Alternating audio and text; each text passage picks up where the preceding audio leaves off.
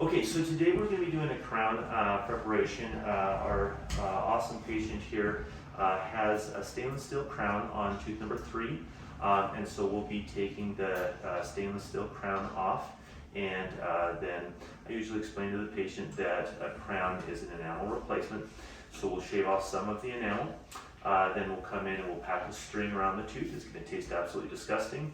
Then we'll come in and we will take the impression that will go out to the lab. That goes out to the lab for a couple of weeks. We come back, we cement that crown on. The crown that we're going to cement is made out of zirconia, solid white, no metal underneath, so you won't have that little black line around the gum line, and it's next hardness next to diamond, so you'll never break it, okay? And so we'll get the impression for the temporary crown, and we'll show the entire process. So first of all, I'm going to start off by giving the progressive anesthesia here, okay? So we'll give her just a tiny little bit, and then we will come in and get that temporary crown impression, and then we will start working on getting that that stainless steel crown off.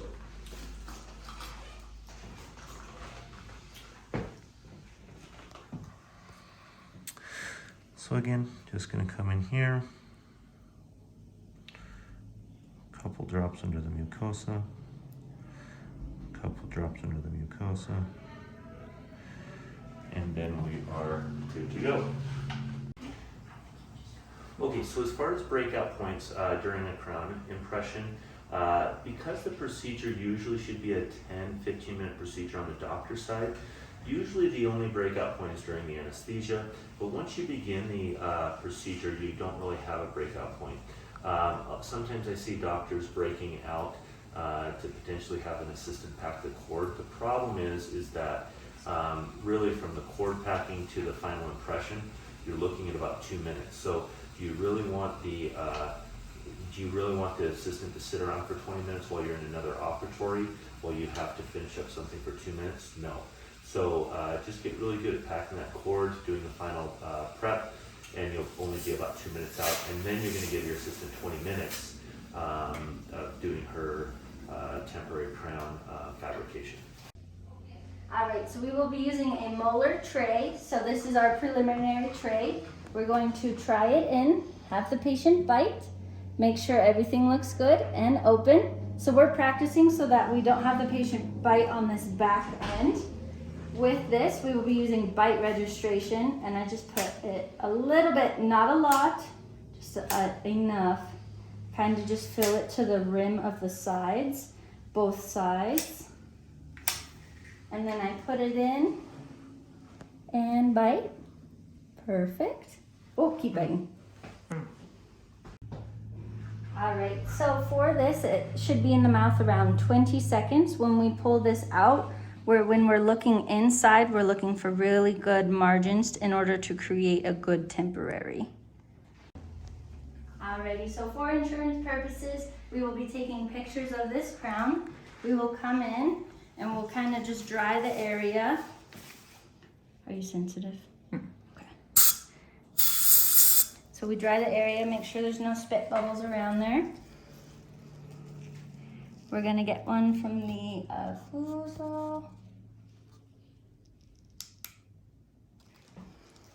the lingual,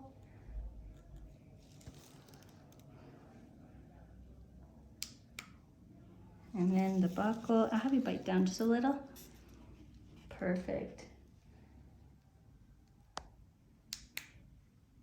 All right, perfect, thank you.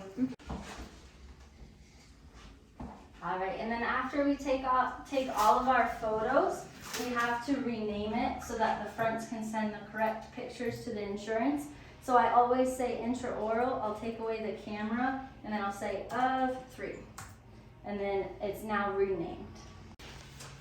Okay, so after we've given her the first round of anesthesia, we're going to give her quite a lot more here. We're probably going to end up using 2 to 3 cartwheels of anesthesia. We want her to be just profoundly numb here. So we'll go in and test to see how she is now. Any pinching there? Any pinching there? Any pinching there? Any pinching there right next to the tooth? A little bit maybe. Any pinching there? No. Right there. Okay. How about here? Okay, so we'll let that cook up for just a few minutes. Okay, so let's just go over the setup here. So in this case, we're going to be using a crown remover, okay? And then we have all of the instruments here, including our cord packer, our plastic instrument, potentially if there's caries underneath there, we have our dental spoon, obviously our Explorer, we have our hemodent, we have our number 1 cord. So we're going to use the 1 cord packing technique, which is essentially we are going to pack just a single 1 cord before our impression, and then we'll take our impression with the cord packed. The idea is we don't want to violate biological width, so when we pack that cord in there, we can't be going too super gingival. Also, when I pack the cord in there, we're taking the gum and it's going just a little tiny bit gingival or apically, and then when it comes back, so we'll bring the gum out this way, then we'll prep the margin this way, and then when the gum comes back, it'll just be slightly over the margin, so it'll look very, very aesthetic. We have our posterior impression tray.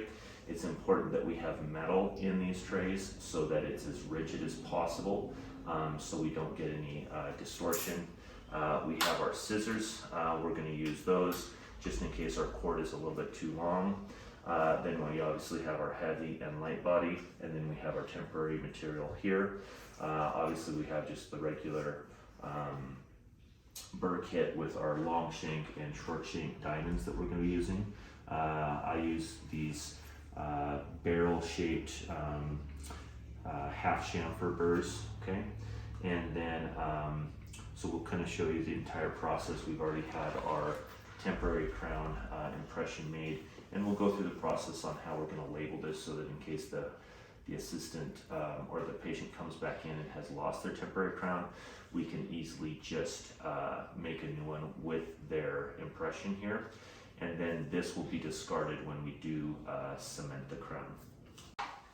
Okay, so we're going to do our 3rd round of anesthesia here, okay? We've given her about 3/4 of a carpule so far, so we're going to give kind of the rest of this carpule. Any pinching at all there? No, okay. So let's give her just a tiny little bit more.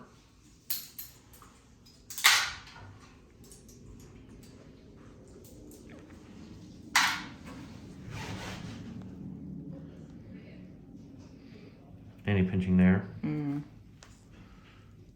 Any pinching there? Any pinching there? Any pinching there? It's more of a... Okay, so we're going to give her, we've let it sit for about 5 minutes or so, so we're going to get her final round here of anesthesia. She did ask, that she didn't feel as numb on the inside. I told her we usually don't get her numb on the inside unless she asks for it, because the pinches on the inside of her mouth are no fun, and it's really a way that a lot of patients don't like the dentist because of those palatal shots. So we see if we can just do infiltration from the buccal. 9 times out of 10, that's good. Sometimes when I'm packing the cord on the lingual, she will feel a little bit more pressure, but I just explained to her that usually the pinches are worse than the pressure with the cord. So we'll get her final round here, and then we will get going on the tooth. Any pinching there? No. Any pinching there? A little pressure. A little pressure, okay. Okay, so when we're going to section the crown here, we'll just start on the buccal. We'll start right in the midline there, and then go through the occlusal, and then a little bit on the lingual, okay?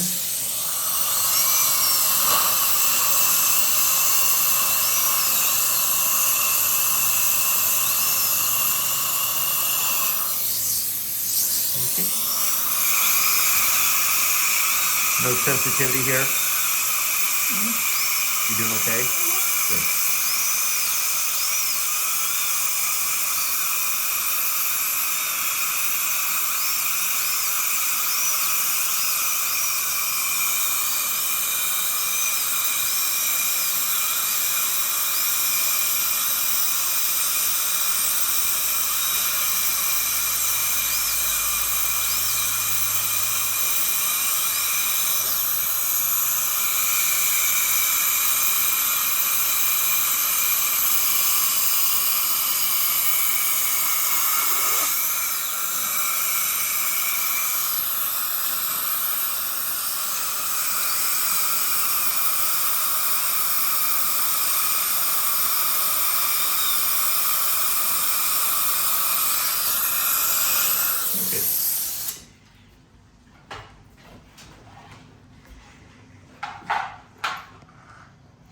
So now I'm just going to take my crown remover. I'm going to try to find a little spot here, a little purchase point.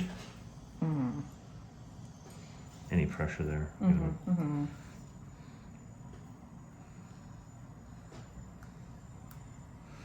then you can see that it's kind of starting to come off there. Then I sometimes can grab it with the crown remover. And then, so there's that portion of it.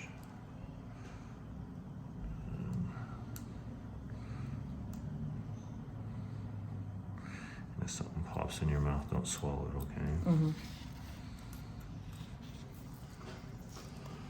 we'll grab that. And there, we've removed it. Okay, so even though this is stainless steel, all of these materials usually go in a recycle bin, and then we recycle the metal.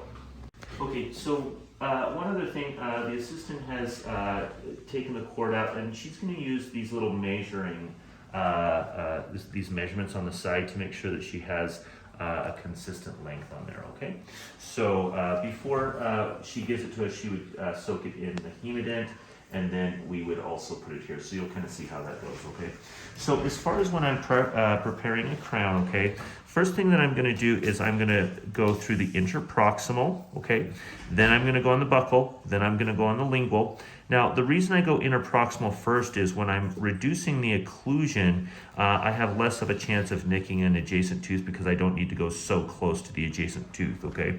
So again, our order is interproximal, buccal, lingual, and then we'll start dealing with the occlusion.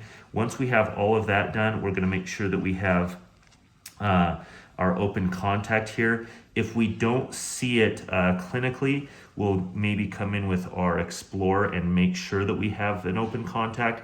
That way we don't have to stop after we're halfway done packing the cord and re-prep it. So it's important to make sure that that contact is open before we start packing the cord. So, all right, let's go ahead and start. I am going to get you back just as far as possible here. It just makes it easier for us to see. Is that okay for you? Okay. All right.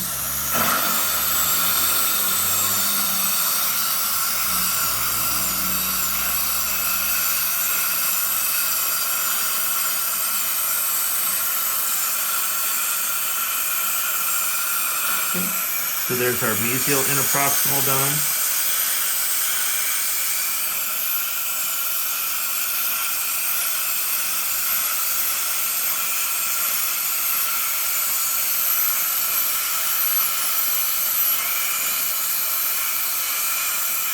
There's our distal interproximal done.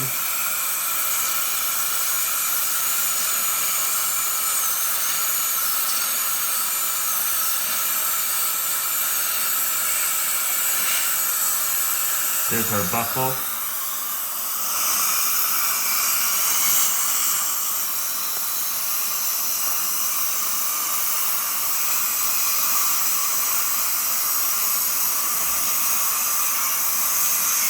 There's our lingual.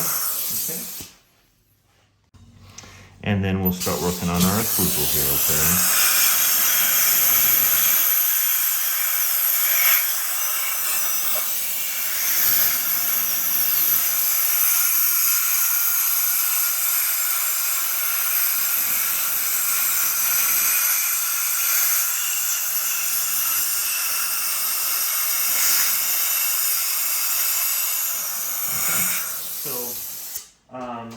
You know, as a new dentist, you're kind of apprehensive on trying to get to this point. You know, usually you're thinking it's going to take you 20, 30 minutes, but really you need to get to the final product as quickly as possible.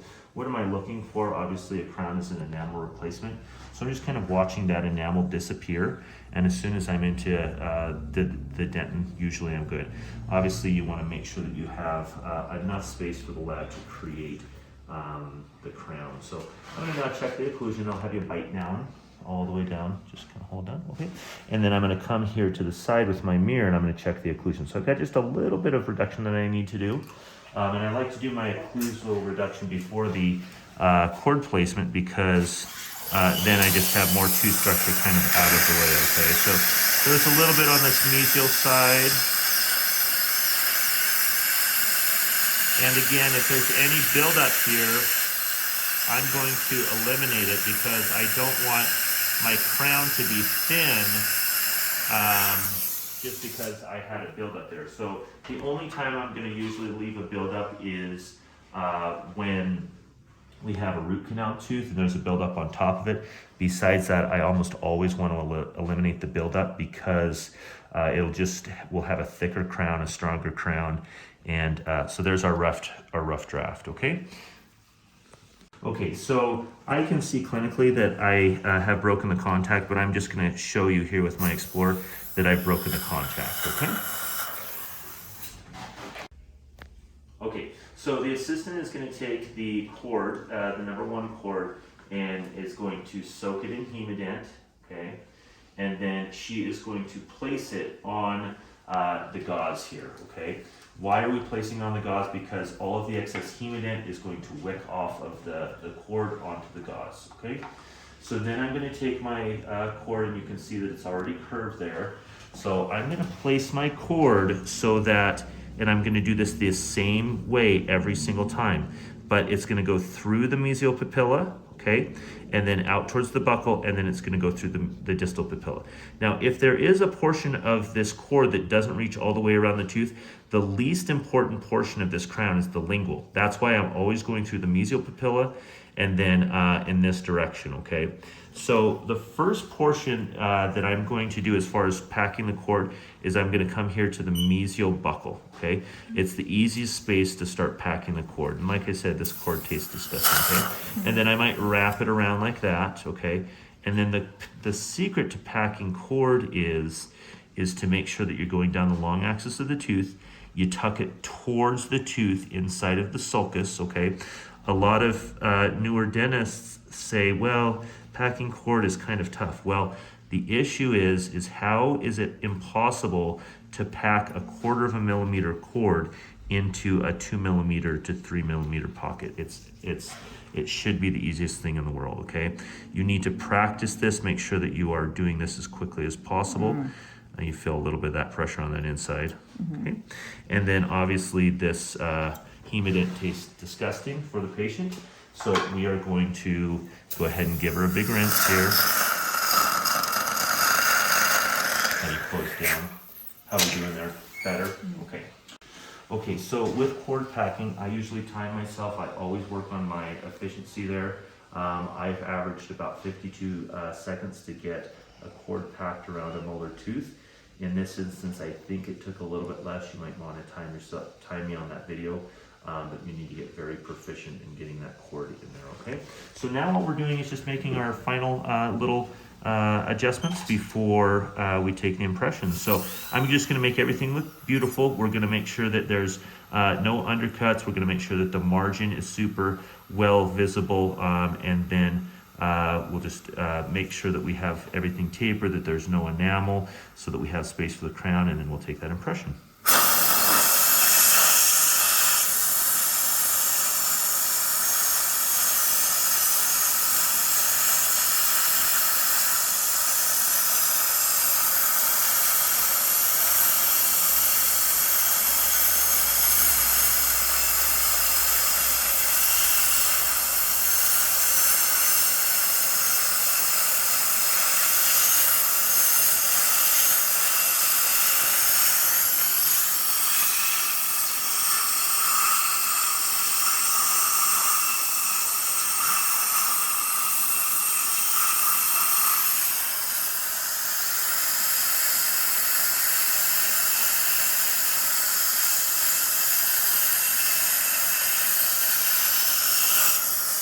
So sometimes the patient, I really want to get direct vision instead of indirect vision because it's just going to be easier, and I want to really make sure that I get those interproximals perfect.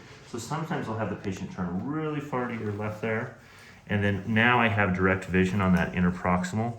So I'm just going to go there and just make sure that everything is perfect there. Make sure everything is perfect here.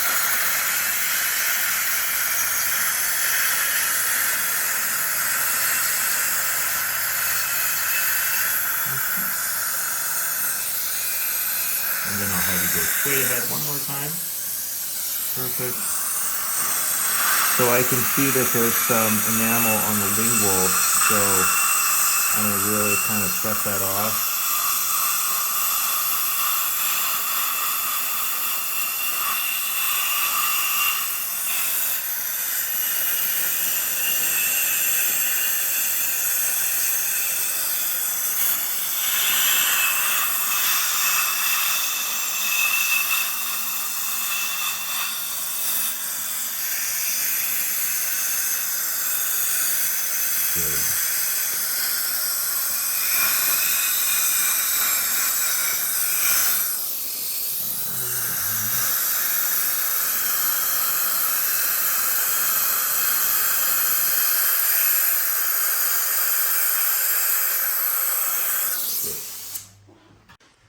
Okay, so a couple of things about the preparation here. First of all, I do like that barrel-shaped burr. Why? Because it's very thin and I only have to use one burr. I don't have to keep on changing burrs.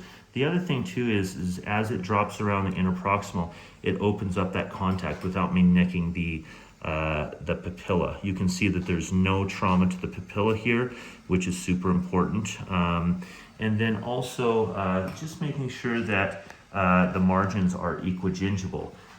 Because we've packed the cord, when the crown comes back, those margins, or the gum is going to just fall just slightly over that margin end, so it's going to look very, very aesthetic. So we'll take a look here and we'll kind of look at our final prep just to make sure that it's perfect. And then what we'll do is we'll take our cord packer and we will just do our final cord packing. I want to make sure that the cord is completely underneath the gum, 360 degrees. Okay. And then what we'll do is we'll kind of, if I needed to do some final modifications, I would do it right here, okay? But I'm gonna dry off the tooth, okay? Just make sure that I can see all of that margin. There is a little bit of cord packing I wanna do right there on the distal. Open big. Okay, so you can see I'm just tucking it underneath the gum line, which is perfect. I want to be able to see 360 degrees of that margin. Okay, and I can.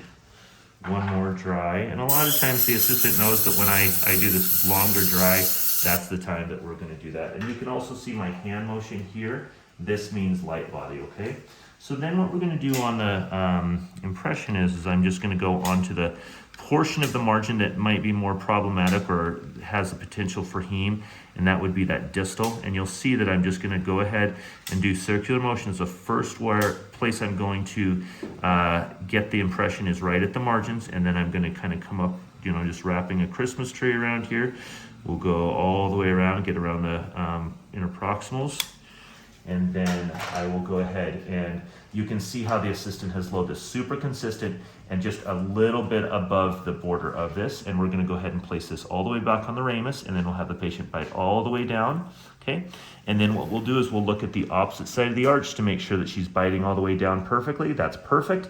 Now you're just gonna sit there for about 3 to 4 minutes while that cooks up. You did awesome. So for the assistants are gonna wait 3 to 4 minutes, and then they're gonna take out the impression, and then they are going to go find the doctor and show the doctor the impression to make sure that there's no marginal issues. And we have a perfect impression there. Looks good. So then we will, that's approved by the doctor.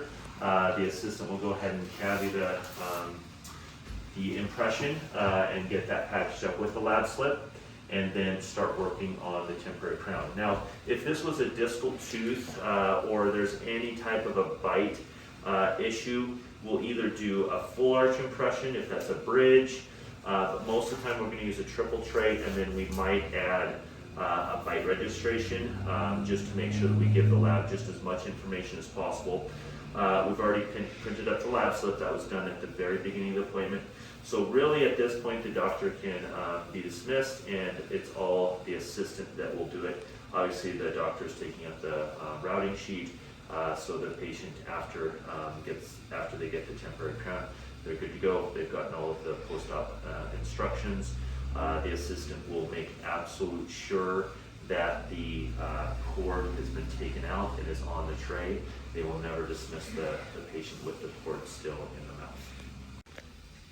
All right, so I put a little glob of the Luxatemp over here. I'm feeling it, feels pretty hard.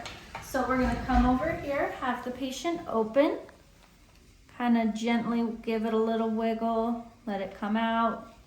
Beautiful. So this is our temporary.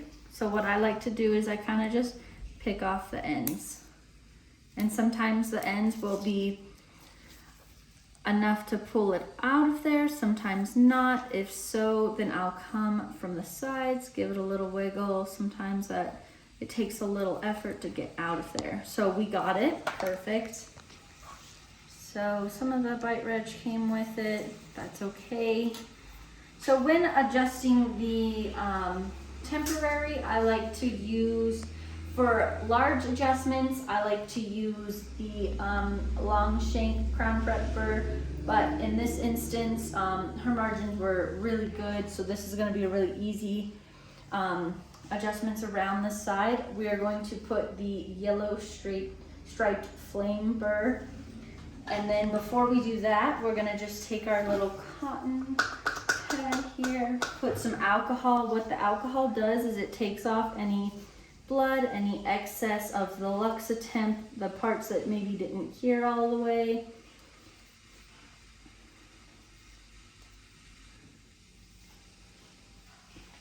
Okay, so now we have totally cleared this. This looks good.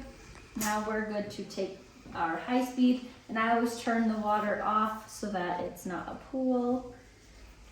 When we're doing this, what we're looking for is we want the temporary to fit as best as possible, meaning our margins look really good. So that's why we look for the perfect margins within this. So when we're shaving this down, we can look through the insides and we can see the margins through the insides. So we're just gonna adjust down to those margins that you can see on here. Now I hold it really tight in between my fingers and try really hard not to get my finger with the burr. Now I finally got that little bite reg out, and I'm just adjusting any parts that I think would be sharp to the patient, irritant. I'm also just taking down the margins so that this temporary doesn't dig into her gums when we are going to put it in there. All right, after I've taken the cord out, sometimes it causes a little bleeding, so I'll just give a little rinse here.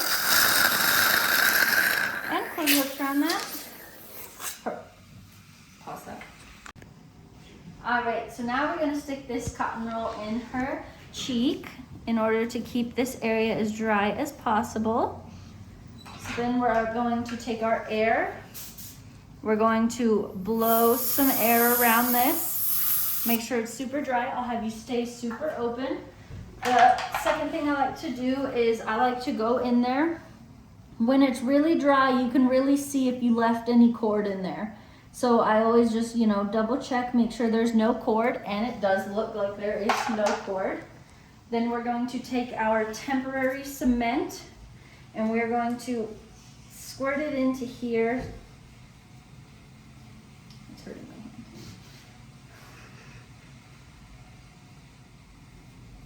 hand. And I just like to fill this pretty good.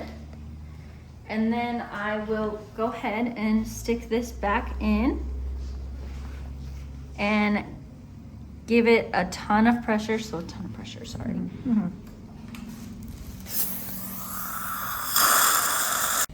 After I give my own pressure, I just ask them gently bite down on this cotton roll. Perfect, and open. So that gives them a different type of pressure. Make sure we're totally on there.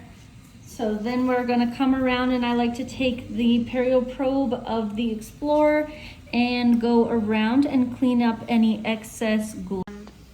All right, so after we are done clearing all of the glue around, we do want to check, make sure everything looks pretty good, which it does. Then we're gonna come in here and we're gonna tell the patient that we're flossing and this is how they need to floss. So we need to come in, pop the floss up, Okay. hold the temporary, and slide. Okay. Same with the back, pop the floss in, hold the temporary, and then slide through. So that means we cleaned up all of the glue and approximately. So the last step is we need to make sure the bite is correct. We don't want her to traumatize the tooth anymore, so we will come in here, bite, tap, tap, tap, grind around in a circle. Perfect, open. We're gonna take a look. So there she is hitting on that tooth, so we are going to take a little bit of adjusting. So after we test the bite, we're gonna come in and we're gonna do some adjustments. Now when I do the adjustments on the occlusal, I used the football-shaped red stripe, and I will use this to pull her cheek fully away. And I will tell the patient, I don't use water because I don't want to drown you. I don't have an assistant. Okay, so we are going to do those adjustments right here on all of those blue parts.